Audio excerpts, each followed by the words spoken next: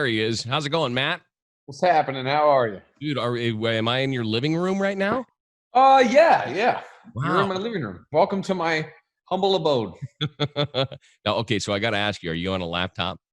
I am. Okay, can you move the laptop around a little bit so you can give fans just a sneak peek, an inside view of, man, look at you. All right, so are you the interior designer or is there a woman involved somehow?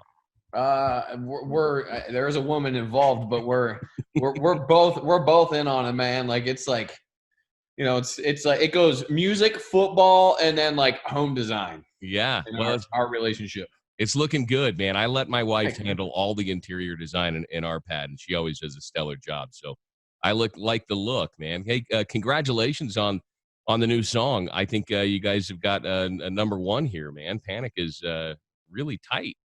Thanks, man. Yeah, I mean, we feel the same way.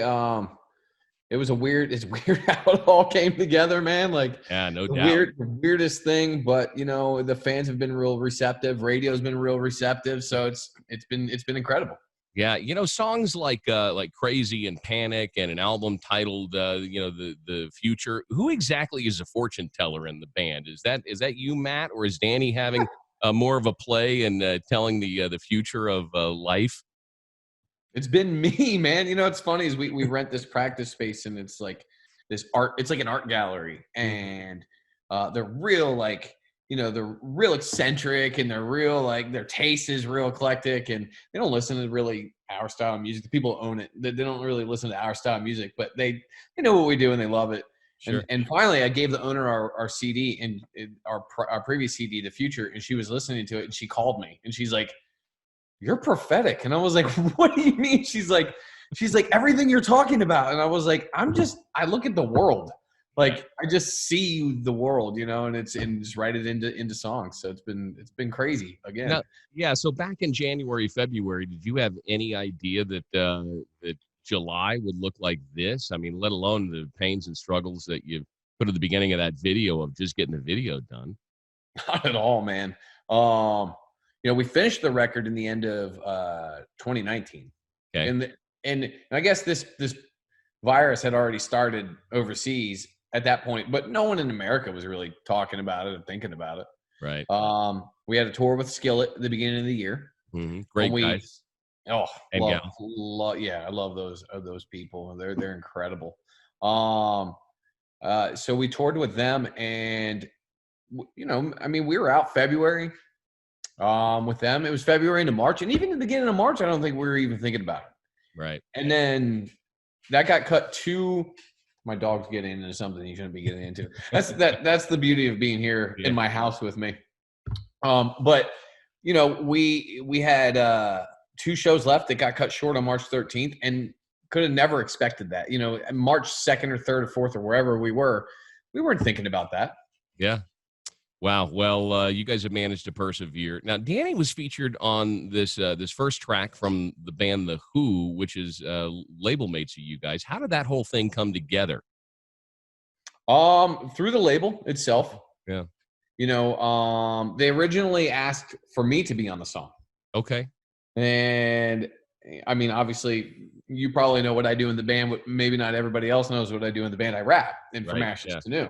So they originally asked me to be on the track with The Who, and I was like, I don't think that's a good idea. Like, we've got this European Mongolian throat singing metal band, right? And some of their fans are already not so receptive, at least in the beginning, to Western culture music, kind of going into what they're doing. Mm-hmm. I couldn't even imagine, like in my mind at the time, I couldn't even imagine what it'd be like to put someone in there rapping.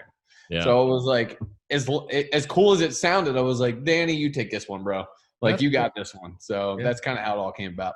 Dynamite. The song Crazy has kind of been a high watermark for you guys as a band, looking back at your historical trajectory. Has that song taken on new meaning in the age of COVID, or when you see yourself back on the road in 12 months? Do you think Crazy will have a new meaning at all, or Panic will take on a whole new meaning? I'm sure you guys didn't write Panic in the eyes of a pandemic, Not at all, man. I think every side, I listen to like some of the stuff that we've written even before that. And I'm like, man, this all really really goes well with what's going on right now in like the worst possible way ever. You know, so it's like, you know, Panic was meant to be about anxiety, you know, something that I view, you know, every day I see in the world, you know, throughout any outlet that you look at, it's either someone is panicking or someone's trying to create panic. Mm-hmm. So, you know, that was the way that I viewed it before mass hysteria broke out. Right. And I mean, who doesn't feel like they're going crazy every day, especially now? You know what I mean? So yeah, absolutely. So again, going back to Panic, when you guys were writing that song, what was the lens on that? Was it a personal thing, or was it more of a global, like you say, anxiety song that everybody goes through different stages of that when they're met with conflict in life? Yeah, I mean, I think I think that it's kind of a bit of both, right? So it's describing what it's like to be in that place. And I think that we all have different ways of dealing and coping with things, or we all have different ways that certain things kind of make us feel. I think that the collective, though, we all kind of have the same path, right? So when you deal with a panic attack, I don't think it's much different than someone else dealing with a panic attack. It's just the way our brains react to certain things, right? So it's written from a personal place. You know, when the band, you know, we went through a big member change. And when we went through that, I dealt with a year of people telling me it was over, a year of people telling me, you know, that it would never happen again, a year of people stabbing me in the back, a year of betrayal. Like I dealt with a lot in that year, and I had never been so, you know, plagued by anxiety, not knowing if I was coming or going and what was happening with my life. Having, you know, family and a house and all that stuff that you start when I started the American dream backwards, man. You know, I went out and I got a career, and, you know, my wife and I had a child very young. He's 12 now. So, wow. You know, yeah. So, you know, I started it really young. Like we started the American dream really young. And then this opportunity to be, you know, from ashes to new came along, and I took a leap of faith. Yeah. And during that leap of faith, that whole thing happened. So my life went sideways. I had no idea what was going to happen with my life at that point. It was almost like I ruined two things in a very short period of time. So dealing with that caused a lot of anxiety, a lot of panic, a lot of problems. In my parts of the song, I'm really just describing how that felt. Matt, if it wasn't for music, and it takes that's an awful big leap of faith to throw 110% of your entire life into this big of a gamble where 90% of the guys who's doing at bat strike out. If it wasn't for music, what would you be doing professionally? I was a local electrical union member. Okay. And I worked for Comcast, actually. So I did like troubleshooting for Comcast. I was the guy that they sent into the disgruntled customer's house that had 70 technicians there before me that couldn't seem to figure out the problem. I was that guy. I was like damage control, trying to fix the issues, you know? Now, did you ever have any older bosses or superiors that would look down at you, you silly kids in your rock star dreams, who now, you know, like, oh my God, I saw your video, dude, you're legit. Yeah. Funny enough, they called me rock star there. Really? That was because I just never stopped, right? Yeah. You know, I was always in local bands, and I played guitar in all my other bands. I wasn't a vocalist. Yeah. And I was always talking about it at work. I'm like, what's your favorite guitar? What's that? What's your favorite guitar? My favorite, like, guitar to play? Yeah. Brad, are you a Les Paul guy? Are you an Ibanez guy? I don't even know, man. Like, I loved Schecter's.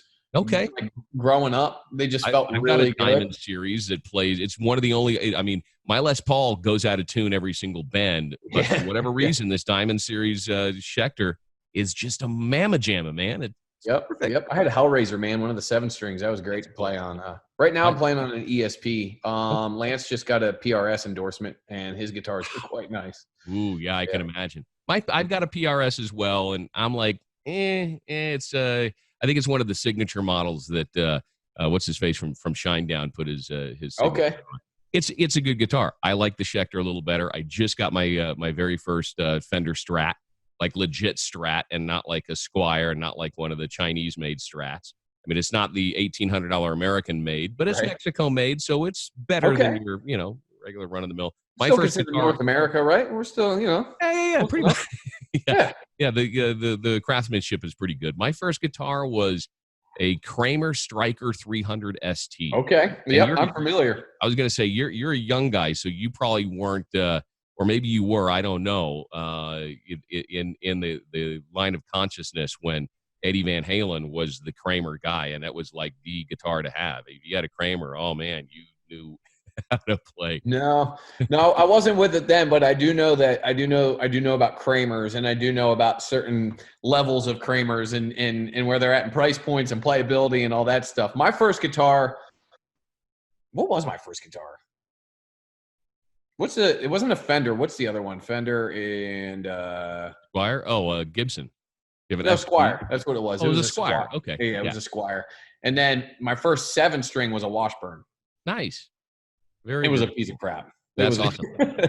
I just purchased an Ibanez 8-string acoustic. I don't know if you've ever seen these. I haven't seen many, and every time I bring it out at the house, and I've got a musician friend around, or one of you guys that are out on the road, they go like, "Oh my God, this thing sounds like a 12-string, but kind of plays like a 6-string. It's much easier to navigate, but sounds really full." Anyways, we've kind of digressed on the inside baseball talk. Obviously, big Linkin Park fans. What do you think about the new material from Grey Days? Have you gotten into that album at all? I have not, actually. I listened to 1 or 2 songs and they sounded really cool. Yeah. That's like old stuff, right? Like that they kind of dug out of the archives and released. Is that how that works? It's a mix of both. I think Chester went back and rekindled a friendship with a buddy of his in Phoenix, and they were working on putting out a proper new release right before he passed away. So, man, that would have been sick. Yeah, I mean, I haven't really dove into it too much. I've been really consumed with what we're doing, so sure. I haven't had time to really dive into much. And honestly, I feel bad about it. And I always tell the fans, because I'm a fan first. Like when it comes to music, like I mean, that's what all the way up into my early 20s, before I was starting to really kind of become successful as a musician. Like I was a fan. I mean, that's what I did. Yeah. So I need to get a couple minutes. We just built this house, so it's been wild in personal life with what's going on in the world and building a house during that, and now the new album's coming out. I haven't had a chance to really do anything. I need to install a new towel ring before I get in trouble. I mean, that's what's going on here, man. That's a 45-minute fix, bro. You got this. Hey, so I noticed some cool masks up on your retail page. How have you guys had to adjust business-wise to continue to make money in these crazy times when you can't be out? I know so much of, especially at your level, so much of what fans do involves, putting the record out is one part of the process. The hard work is going out and playing show after show after show so you can sell the merchandise, so you can go out and meet the radio people, and you can't do that now. What have you guys done to kind of bob and weave to still try and capitalize and make a livable income? Yeah, I mean, that's really it, right? I mean, touring is where it's at. And without it, it's really difficult. And a lot of lower echelon bands, you may not even make it out of this if it keeps dragging out. So, I mean, we've been really fortunate for our amazing fans. Pretty much anytime we put a design out, they're grabbing it right up. So that really helps. We have an awesome artist who's just been crushing it on all the art that he's been doing. So it kind of goes hand in hand. You need people to get this physical merchandise off your store, but you also need to give them something that they want. And we've got the best of both worlds. So, but when it comes to the mask, it's pretty weird how that ended up going together, man, because that wasn't something that we did because of the pandemic. Right. We actually had the idea beforehand.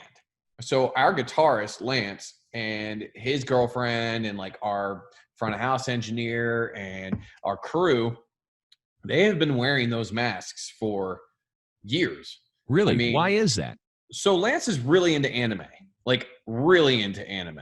Okay. And when you go to Japan, like they wear those masks all the time. Yeah. And they'll either wear it for a show or they'll wear it because they're not feeling well. So, and he wants to live in Japan. Like he's all about Japan. So he's been wearing those masks. I remember it was like 2 years ago, his girlfriend bought us all masks with faces on them. Uh-huh. Like different, like our mask's got a zipper on the mouth, or it's got she bought us those kinds of masks like 2 years ago. And I never wore mine. And we were putting this album together, and he's like, hey man, he's like, I got this idea for merch. And this is 2019, early 2019. He's like, I got this idea for merch. He's like, I got this idea for shows. He's like, so we do this with the new record. He's like, we get this mask and we get a pair of glasses. He's like, and then you sell them at the merch table. When people come in, they buy them and then they become the show. So it turns into like this cool thing. So we had it all ordered. Like we had everything ordered months before the pandemic hit. And it was just the craziest thing that hit. And then they called us and like, hey, your masks, like, we're not going to be able to get them to you. So they pushed them back a while. We had glasses. We're like, well, we're not just going to sell these sunglasses with like emoji eyes on them. We have to wait.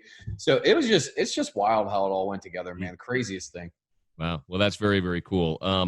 Any surprises on the new album, Panic? It should be dropping wherever people steal music on the 28th of August. A lot of bands are doing cover songs. There's a lot of collaborations going on. Anything new that people are going to go like, oh, wow. Yeah, we have a collab that's actually coming out before the record, though, so I'll say that. Okay. It's kind of like an inner label collab, so give away a little bit more there, you know what I mean? But It's pretty cool. It's pretty fun. We didn't do any covers on the record, and I don't want to give away too much, but we really just went to our roots, you know, and what had inspired us as musicians and as people, and you know, an area of music we feel needs to have some new life breathed into it. You know, that's really the approach that we took with what we're doing. Very cool. Well, Matt Brandyberry, From Ashes to New, and it's the toughest thing to say on the radio, from ashes to new. I'm sure you've heard that from other people. All the time, man. We call it the from, and the from.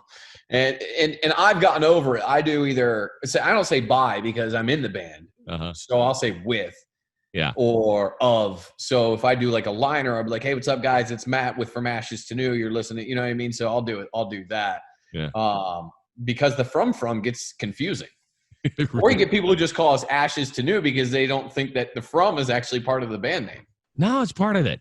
FATN. Come on. It's important. It's important. It's important. Hey, Matt, take care of yourself, and I hope you get the towel curtain shower rod thing set up easily and quickly today, and your wife praises you for that. And one little project a day. One project a day. As long as you can accomplish making your bed in the morning, Matt, everything else is good.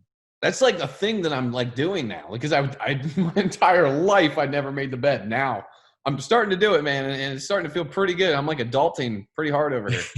That's cool. Well, keep up the good work, man, and let's pray for concerts to return. Hopefully sometime before spring or summer or fall of 2021. Love to see you guys back out on the road and back here in our hometown, okay? Awesome. Appreciate you, brother. All right. Thanks for the time. Talk to you later. Yep. Take care.